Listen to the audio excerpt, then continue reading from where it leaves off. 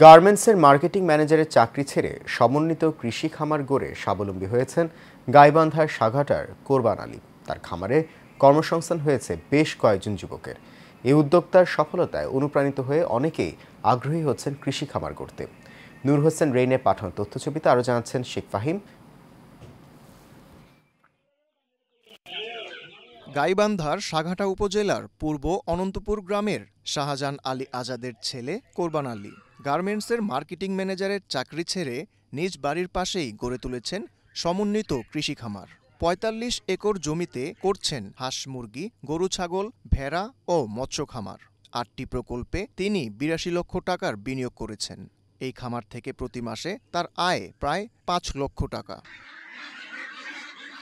কোরবান আলীর খামারে কর্মসংস্থান হয়েছে বেশ কয়েকজন যুবকের।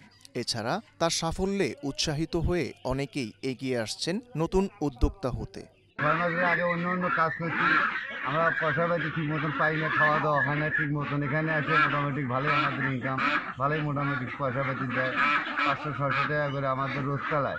এলাকার যারা বেকার যুবক আছে তাদের জন্য উনি এখানে মোটামুটিভাবে এখনও প্রায় ২৫-৩০ জন কাজ করে রানিং। আমাদের মাননীয় প্রধান উপদেষ্টা ডক্টর মোহাম্মদ ইউনূস স্যার যিনি বলছেন চাকরি না খুঁজে উদ্যোক্তা হোক, ওনার কথায় অনুপ্রাণিত হয়ে আমি প্রজেক্ট হাতে নেই। ইনশাআল্লাহ মোটামুটি দাঁড় করে ফেলছি, এবং যদি সরকারিভাবে যদি আর্থিক সহযোগিতা পাই আমি, তাহলে এই গ্রামের ৩ থেকে ৪০০ বেকার লোকের কর্মসংস্থান সৃষ্টি করতে পারবো ইনশাআল্লাহ। প্রাণী সম্পদ অফিস থেকে সবসময় খোঁজ খবর নেওয়া সহ প্রয়োজনীয় পরামর্শ দেয়া হয় বলে জানান এই কর্মকর্তা।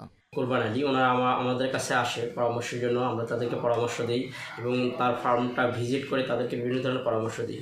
আমরা আশা করি যে উনি নিজের কর্মসংস্থান তো করবেন, পাশাপাশি আর কয়েকজন বেকার যুবকদের উনি কর্মসংস্থান সৃষ্টি করছেন, এবং আমাদের যে প্রাণী জামিশ, যে মূল লক্ষ্য আমাদের প্রাণী জামিশ, এটা সাহাঘাটার পাশাপাশি পার্শ্ববর্তী এলাকাগুলোতে উনি সরবরাহ করবে এই আশা করি। সরকারিভাবে ঋণ অথবা অনুদান পেলে প্রতিষ্ঠানটি আরও বড় করে ৩ থেকে ৪০০ মানুষের কর্মসংস্থান সৃষ্টি করার আশা এই উদ্যোক্তার। Sheikh Fahim, Asian television.